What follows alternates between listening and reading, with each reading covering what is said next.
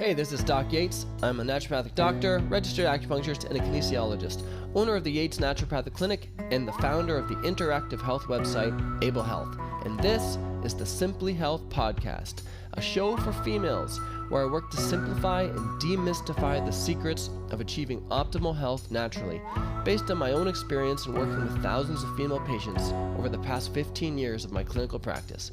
Welcome to Simply Health.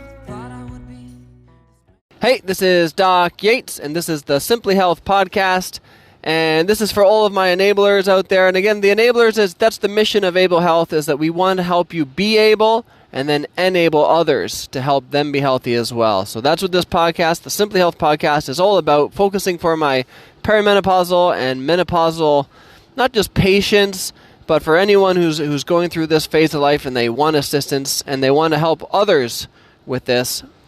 That's what we're all about. So welcome to today's podcast.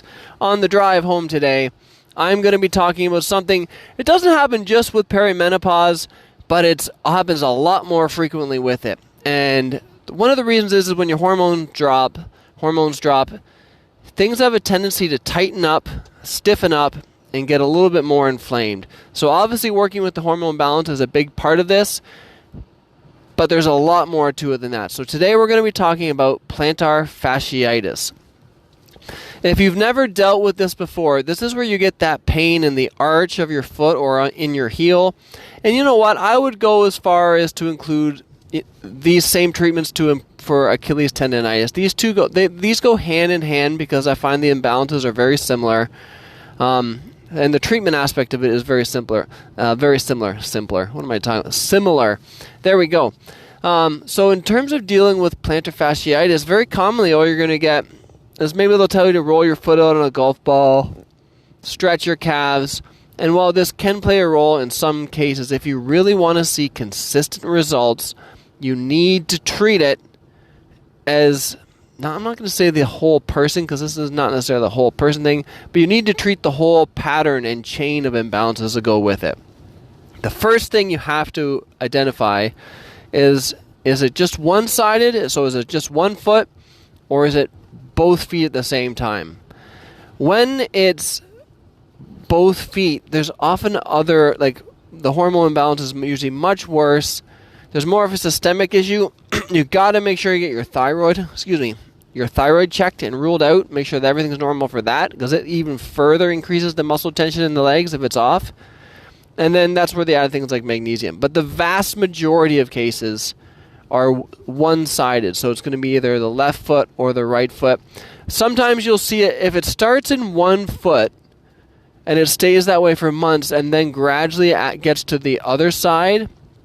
I still will count that as one-sided, for the reason being is that it started one side, and because it was painful to walk, you altered the way you walk, which we would say, altered your gait. And if you alter your gait, it can lead to tension and other issues on the opposite side. So, I want to talk about the one-sided plantar fasciitis, which is the vast majority of cases. Usually this, for a lot of people, they feel it when they're in bed at night, or when they first get up after they've been lying down for a period of time, or if they've been sitting for a while, and their first few steps are really painful, and then sometimes as they get going, it loosens up. So the number one thing that you have to check beyond just working with the foot, rolling it out, stretching out the calf, is hip alignment. Every time, there will be a hip alignment issue. So even if if you're not going to deal with this on your own, and you're going to a practitioner, and all they're doing is working just on the area where it's painful, probably find another practitioner, because the chances of success is a lot lower. So if they're just trying to massage your foot, or they're like, you know what, we're going to do shockwave therapy because we're going to break up the crystals, that's not what you need to do in the vast majority of cases. You need to correct the imbalances that are leading to this tension in your foot. So hip alignment. You've got to check hip alignment and be working with things that can improve hip alignment. That can be, like, I'm favored to acupuncture, osteopath, any of those things. Because here's what happens. Point number 2 is hip alignment. And sometimes you can see it either way. It's commonly what you'll see is that the hip Hips can rotate, so when they're out of alignment, one hip kind of gets pulled up, or it can rotate forward or back. And I've definitely found that it can be on. It doesn't necessarily always correlate with the forward hip or the backward hip or anything like that. But that is harder for you to assess. But just if you are getting that treated on your own, make sure that they're working literally from the low back down, because that's point number 3. It's not just the foot; it's the entire posterior chain. And what do I mean when I say posterior chain? I mean all of the muscles and fascia that all kind of link together down the back. So from your low back to your butt muscle, down into your hamstring, into the calves, all the way down into the foot. Those are all the things that you need to focus on releasing the entire thing.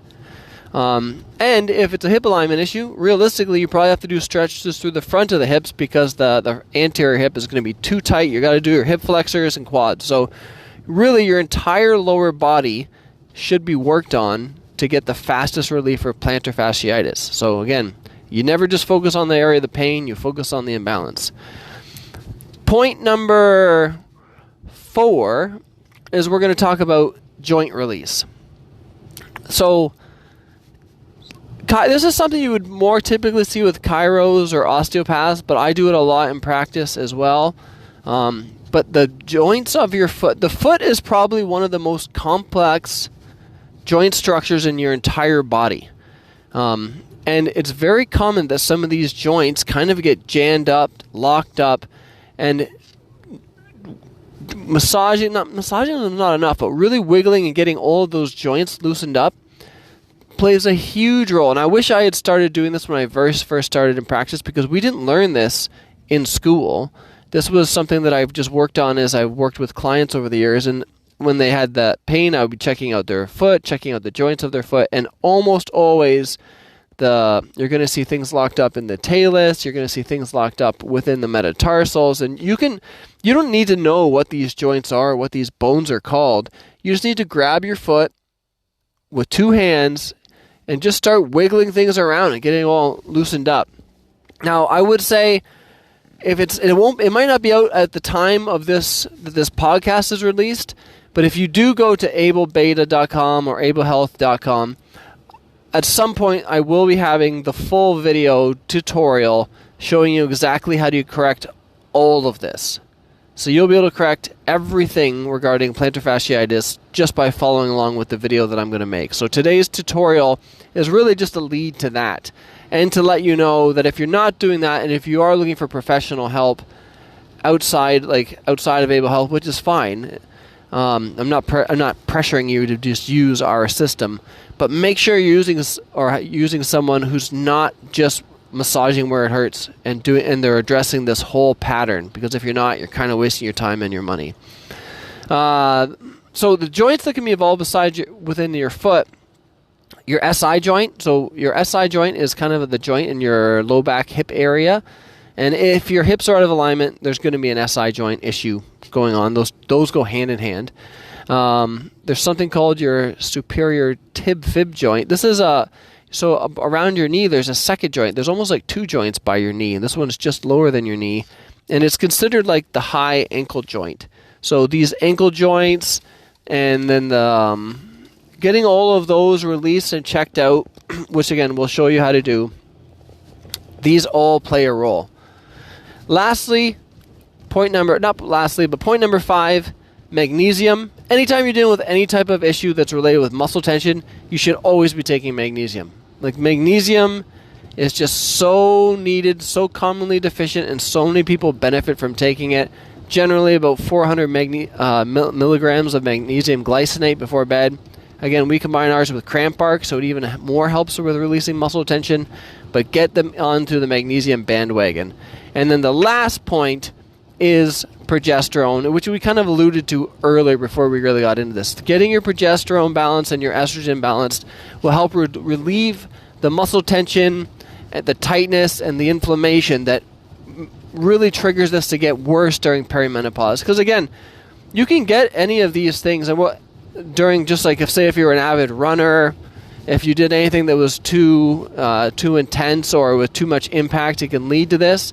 But once you see these hormone imbalances, it makes you even more prone to it. And we'll probably do another one on frozen shoulder. That's another example of a joint issue that flares up very commonly in perimenopause and menopause, and it's for similar purposes. So while you have to balance the hormones, you still have to address the structural parts, and that's the part that we're trying to get across, is that address the structural too. Don't just work on where it hurts, but still work on the hormones, the magnesium, and all this stuff. So today was a little bit of a tangent, gotta admit. So let's kind of review and summarize everything, because I know you're thinking, well, there's no way I can do this on my own, and no, you can't. But if you follow along with a tutorial or if you find a professional, you can. So point number 1, is it one-sided or is it bilateral? Point number 2, you got to work on the hip alignment. Point number 3, work the entire posterior chain, so glutes, hips, do your hamstrings, calves, everything. The next point number 4, joint release. So this is joint release in your SI joints, joint release within your ankle, foot, and high ankle joint. Magnesium needs to be added, and again, like every condition we've talked about with related to perimenopause and menopause, hormone balance. Get the hormones balanced, and that's half the battle right there. So I hope you learned something today. You know what? And I haven't mentioned this before, but be sure to subscribe to the podcast. And I know without question that if you are tuning into this podcast, that you probably also have at least 10 to 12 friends that are in the same age as you, and whether they've spoken to you about it or not, I can guarantee they're dealing with the same issues. Maybe they're just not talking about it. So share this with them. Part of being enabler and enabling health is sharing the knowledge. So share the podcast with them, share Able Health with them, and we look forward to being able to help all of you in this journey. Doc Yates, signing off. Thanks for tuning in to Simply Health. If you want to learn more about health, check out Able Health. If you want to see some of the other projects that I've been working on in health, business, music, and life, please check out the links below.